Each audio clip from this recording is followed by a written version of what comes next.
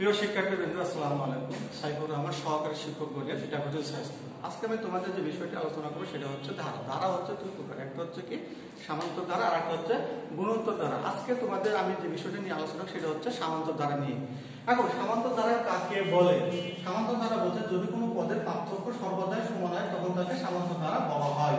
যেমন এক উদাহরণ আমি দিতে পারি। এক উদাহরণ দিলাম 2 যোগ 4 যোগ 6 যোগ 8। এটি একটি সামান্তর ধারা। কারণ কি? কারণ হচ্ছে এই ধারা প্রত্যেক পদের পার্থক্য হচ্ছে সর্বদাই কি সমান। কারণ 4 থেকে 2 বাদ দিলে 2 হয়, 6 থেকে 8 বাদ দিলে 2 হয়। এখন প্রশ্ন হচ্ছে একটি সামান্তর ধারা কিভাবে গঠিত হয়? একটি সামান্তর ধারা গঠিত হয় এভাবে। প্রথম পদ থাকে a, পরেরটা থাকে d যোগ হয়। তো a * a + d, a + কত 2d। এখন আমরা একটু খেয়াল করে দেখি। প্রথম পদ হচ্ছে a, এর মান যদি এখানে বসাতে তাহলে প্রথম পদটা পাই। দ্বিতীয় পদ হচ্ছে কত d, a + d। তাহলে আমার পর করতে হবে। তাহলে প্রথম পদ এর মান হচ্ছে 2, d হচ্ছে পার্থক্য হচ্ছে 2। তো এইভাবে ক্যালকুলেট দেখা যাবে যে প্রত্যেকটা এই অনুযায়ী পড়ছে। a * কত a + d, a + 2d, a + 4d। এখন এটার সাথে আমি একটা পদ তৈরি করব, n তম পদ তৈরি করব। এখন n তম পদ তৈরি করতে হলে কি করতে হবে? প্রথম পদ লিখলাম আমি a। একটু খেয়াল করো, প্রথম পদ হচ্ছে a। তাহলে এটা এর পরিবর্তে আমি লিখতে পারি a প্লাস প্রথম পদ 1 বলতে তাহলে 1 মাইনাস 1 ইনটু কত d। এরপরে দ্বিতীয় পদ কি বলছিলাম? a প্লাস হচ্ছে d।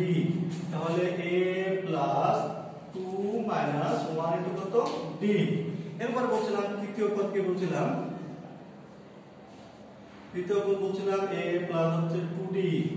তাহলে a প্লাস 3 মাইনাস 1 ইনটু কত d। এরপরে এইভাবে ডট ডট ডট দিতে যদি আমি n তম পদ বের করি তাহলে কি হবে? n তম পদ সমান লিখতে পারবো a প্লাস, তাহলে এগুলো জায়গায় কি বসবে? n বসবে। তাহলে n মাইনাস 1 ইনটু কত d। এটা হচ্ছে যে সামান্তর ধারা n তম পদের সূত্র। এখন এই n তম পদের সূত্রের সাহায্যে আমি একটা অঙ্ক করে লিখতে পারি। একটা অঙ্ক খেয়াল করি। ধরলাম 5 প্লাস 8 প্লাস 11 ডট ডট বললো যে কোন পদ, হচ্ছে এটা। তো এটা খেয়াল করে দেখি এটা কোন ধারাকে খেয়াল করে দেখি। এই ধারার প্রথম পদ হচ্ছে a, এর সমান হচ্ছে 5। সাধারণ অন্তর d, এর সমান কি করব আমরা? শেষ পদ থেকে তার আগের পদ থেকে বিয়োগ করব। তাহলে এখানে প্রথম পদ,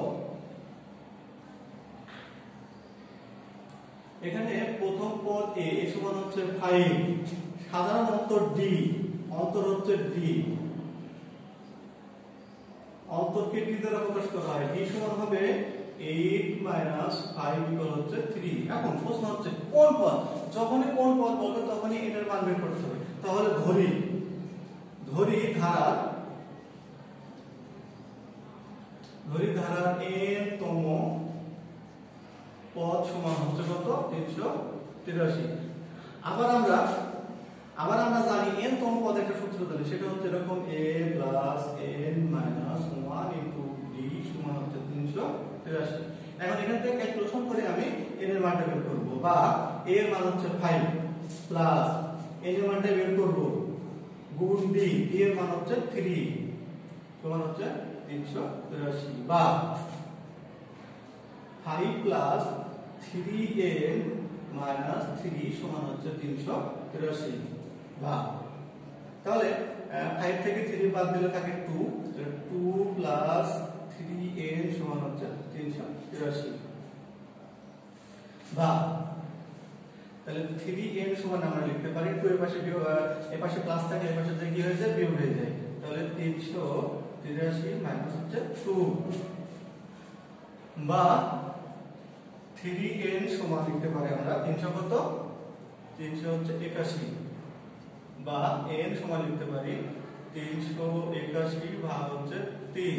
অতএব n সমান হয় কত? 127। অতএব ধারাটির n তম পদের মান হচ্ছে 127। এখন এই সূত্র ব্যবহার করে তোমরা বাকি যে অঙ্কগুলো আছে যখনই বলবে কোন পদ, সেই পদের মানগুলো আমরা ইনশাআল্লাহ অবশ্যই বের করতে পারবো। এরপর আমরা আরেকটি সূত্র লক্ষ্য করব, সেটা হচ্ছে সামান্তর ধারার সমষ্টি সূত্র। সামান্তর ধারার সমষ্টি সূত্র কিভাবে বের করতে হয় সেটা একটু খেয়াল করো। মনে করি সামান্তর ধারার প্রথম পদ হচ্ছে a, অন্তর হচ্ছে d, শেষ পদ p, ধারা n সংখ্যক পদের সমষ্টি যদি Sn হয়ে থাকে তাহলে আমরা Sn টা লিখতে পারি Sn সমান এভাবে লিখতে পারি a plus d a plus হচ্ছে কত 2d ডট ডট দিলাম plus a p minus 2d plus p minus d plus হচ্ছে p। এটা এক নম্বর সমীকরণ দিলাম। এখন এই সমীকরণটা যদি আমি শেষের থেকে লিখি তাহলে কি হবে আবার s n সমান শেষে আছে কত আমার p এর নিচে p লিখলাম, এরপরে আছে কত p minus d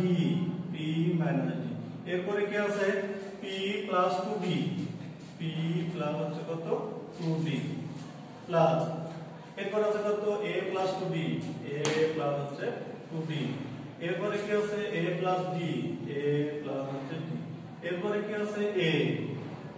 এটা দুই নম্বর সমীকরণ ধরলাম। এখন 1 এবং 2 সমীকরণ যদি আমি যোগ করি তাহলে সমষ্টি সূত্র মোটামুটি তৈরি হয়ে যাবে। তাহলে Sn আর Sn যোগ করলে কত হয় 2 ইনটু কত Sn সমান লিখতে পারি এই যে a plus p, এটা কাটাকাটি গেলে কি থাকে a plus p dot dot সবগুলো a plus p হবে।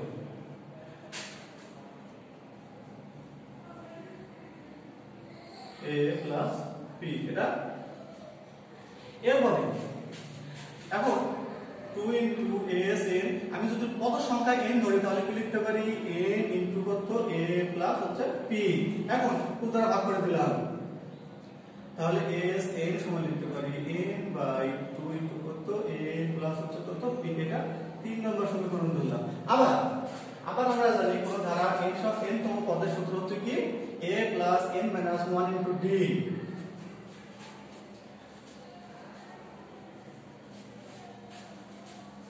তাহলে আমরা কি জানি কোন ধারা n তম পদের সূত্র হচ্ছে a plus n minus 1 into d। এটাকে যদি আমি p দ্বারা প্রকাশ করি তাহলে কি লিখতে পারবো p সমান a plus n minus 1 into কত d। এখন এই p এর মানটা যদি আমি 3 নম্বর সমীকরণে বসাই তাহলে কি লিখতে পারবো s n সমান n বাই 2 ইনটু কত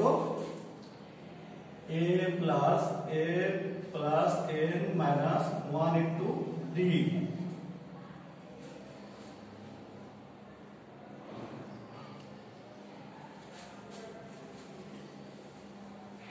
তাহলে Sn সমান লিখতে পারি n by 2 into 2a plus n minus 1 into কত d। এটা একটা সমষ্টি সূত্র। এখন আমরা এই সমষ্টি সূত্রের সাথে একটা অঙ্ক করব। একটু লক্ষ্য করো, একটা অঙ্ক ধরে নিলাম 1 plus 2 plus 3 plus 4 plus dot dot dot dot দিলাম হলো 99। কত দিলাম? যখনই কত বলবে তখন আমাদের কি করতে হবে প্রথমে n এর মানটা বের করতে হবে। n এর মানটা বের করে n এর মানের সাথে আমাদের কি করতে হবে সমষ্টি সূত্রটা বের করতে হবে। তাহলে আগের মতই আমরা প্রথমে n এর মানটা বের করি। তাহলে এখানে প্রথম পদ a সমান কত 1, সাধারণত d সমান কত দ্বিতীয় পদ থেকে প্রথম পদ বিয়োগ করলে 1 হয়। আবার ধরি n তম পদ, n তম পদ সমান হবে কত 99। আবার আমরা জানি n তম পদের সূত্র কি জানি a plus n minus 1 into d সমান হচ্ছে কত 99। বা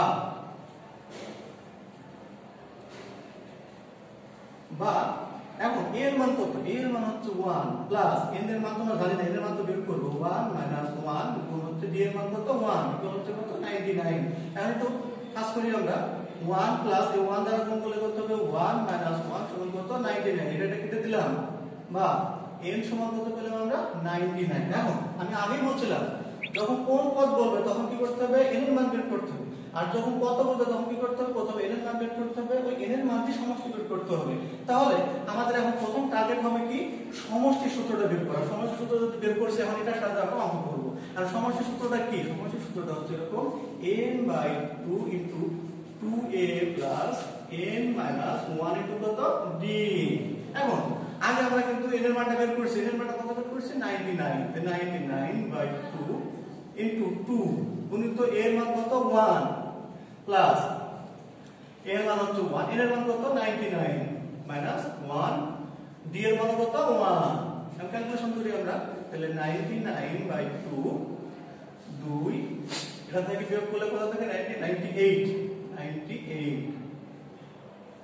90 বা তাহলে 99/2 এটা ক্যালকুলেশন করলে আসে 100 এটা কেটে দিলাম তাহলে কত 50 তাহলে 99 গুণ 50 এটা ক্যালকুলেশন করে যেটা হবে সেটা হচ্ছে সমষ্টির সূত্রের সাহায্যে আমরা এখন প্রিয় শিক্ষার্থী এই দুটো সূত্র যদি আমরা ভালো করে জানি তাহলে অবশ্যই আমরা এই অধ্যায়ে যে অঙ্কগুলো আছে অবশ্যই আমরা করতে পারবো এখন তোমাদের জন্য যেটা কাজ আমি বাসায় দিই তো খাতায় বের করে এবং লিখে নাও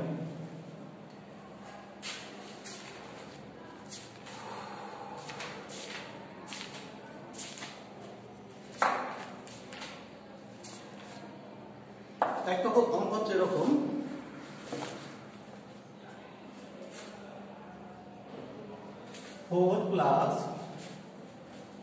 4 plus 7 plus 10 plus ধারা কোন পদ হচ্ছে 301 এরপর আরেকটা অঙ্ক দিলাম